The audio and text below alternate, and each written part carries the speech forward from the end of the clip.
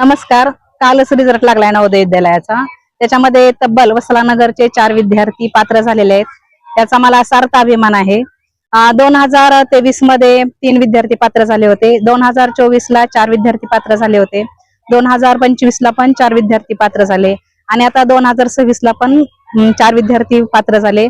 खरंच हे यश खूप असं आहे. एकूण 10,000 विद्यार्थी असतात जिल्ह्याच्या परीक्षेसाठी नवोदयच्या, आणि आता सध्या सगळीकडे स्पर्धा आहे. या 10,000 मधून फक्त 80 विद्यार्थ्यांची निवड केली जाते. त्याच्यामध्ये 50% मुली घेतल्या जातात, 50% मुलं घेतल्या जातात आणि याच्यामध्ये कॅटेगरीनुसार वर्गीकरण असतं.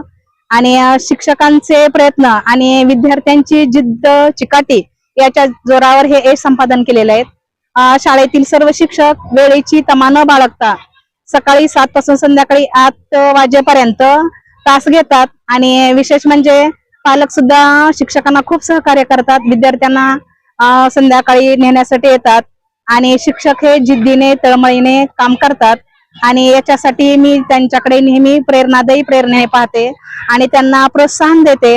आणि खरं पाहता वसलानगर शाळा ही वस्तीतली शाळा आहे.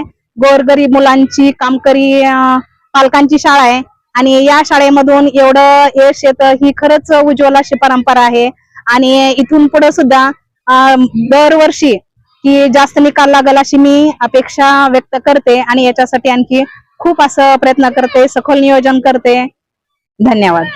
ज्या वेळेस 5वीचा वर्ग माझ्याकडे आला त्यावेळेस मी 11 मार्च 2025 ला नवोदयच्या प्रत्यक्ष अध्यापनाची सुरुवात केली आणि योगायोग असा होता की याच वर्षी नवोदयच्या परीक्षा 1.25 महिना अगोदर आल्या. हा दुसरा धक्का आमच्यासाठी होता. त्याच्यातूनही आम्ही कंटिन्यू सातत्यानं प्रयत्न करत वसरानगरचं पॅटर्न आम्ही कंटिन्यू ठेवण्याचा प्रयत्न केलेला आहे. आणि माझा 5वीच्या वर्गाचा अध्यापनाचा हा पहिलाच अनुभव होता, त्यामुळे मनामध्ये थोडंसं धडपण बी होतं. आणि गेल्या वर्षीचा निकाल पाहता भागवत सरांच्या वर्गांचा जो निकाल होता तो हायेस्ट होता आमचा गेल्या वर्षीचा, कारण 4 विद्यार्थी नवोदयाला लागले होते. हा दुसरा दबाव म्हणजे रेकॉर्ड म्हणजे सातत्य ठेवण्याचं काम करण्याचा दबाव थोडासा होता. त्याच्यातूनही आपण एकूण आमचे 28 विद्यार्थी नवोदयाला बसले होते आणि उन्हाळ्याची सुट्ट्या सुद्धा आम्ही कमी करून फक्त 8-10 दिवसाच्या सुट्ट्या ठेवल्या होत्या. आणि ऑनलाईन अध्यापन म्हणा, दिवाळीच्या सुट्ट्यामध्ये 15 दिवसामध्ये फक्त 6 दिवसाची आम्ही सुट्टी दिली होती आणि प्रत्यक्ष इथं शाळेमध्येच अध्यापनाचे नवोदयचे वर्ग चालत होते. अशा एकंदरीत 128 प्रश्नपत्रिका आमच्या नवोदयच्या सोडवून झालेल्या होत्या.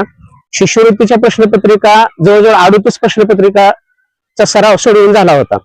तर अशा पद्धतीने आम्ही टोकाचे प्रयत्न केले, परंतु थोडे काय 4-2 विद्यार्थी आमची 1-2 मार्काने हुकलेले आहेत. तरी सुद्धा आम्ही निकालाचं जी परंपरा होती, उज्ज्वल परंपरा, ती आम्ही टिकवून ठेवण्याचं काम केलेलं आहे. सर, खरं तर अणदूर मध्ये शैक्षणिक हब, अणदूर हे शैक्षणिक हब म्हणलं जातं आणि वत्सलानगर मध्ये अगदी गोरगरिबांचा हा वस्ती या ठिकाणी वस्ती आहे.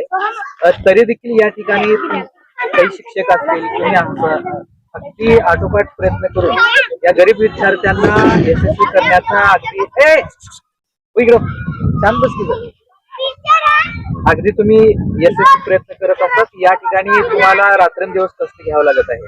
खरं तर इतर शाळेच्या शिक्षकांना तुम्ही कोणता संदेश द्याल? खर तर आम्ही शासकीय जरी कर्मचारी असलो तर आम्ही मनावर घेतल्यानंतर काय होऊ शकतं हे टीईटीच्या निकालानं दाखवून दिलेलं आहे. 3% फक्त टीईटीचा निकाल शिक्षक ज्यावेळेस सहभागी झाले जिल्हा परिषदचे तो 11-11.5% गेला. म्हणजे शिक्षकांना मनावर घेतल्यानंतर काही होऊ शकतं याच्यातून निश्चित सिद्ध होतं.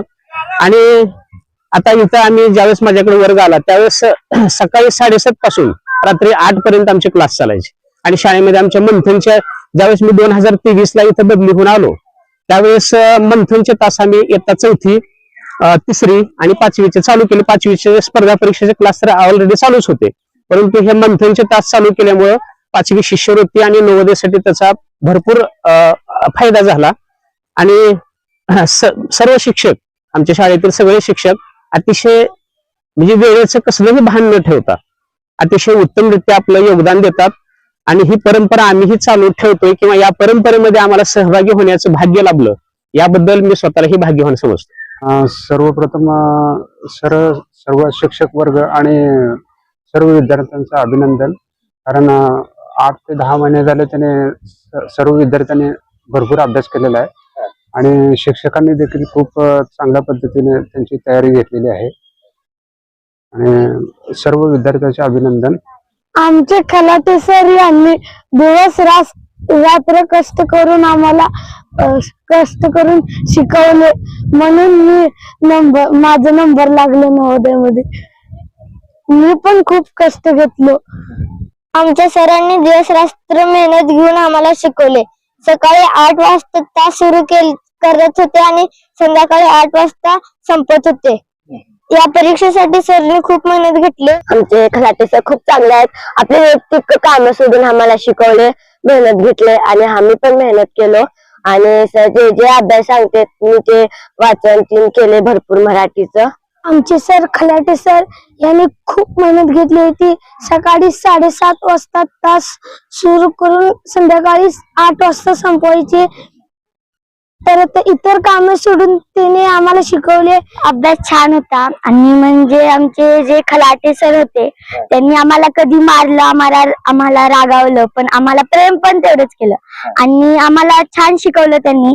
आणि आम्ही परिश्रम केलो, पण म्हणजे 4 जणांचं लागलं आणि आमचं थोडक्यात चुकलं, म्हणजे 1-2 प्रश्नाने जातच असते.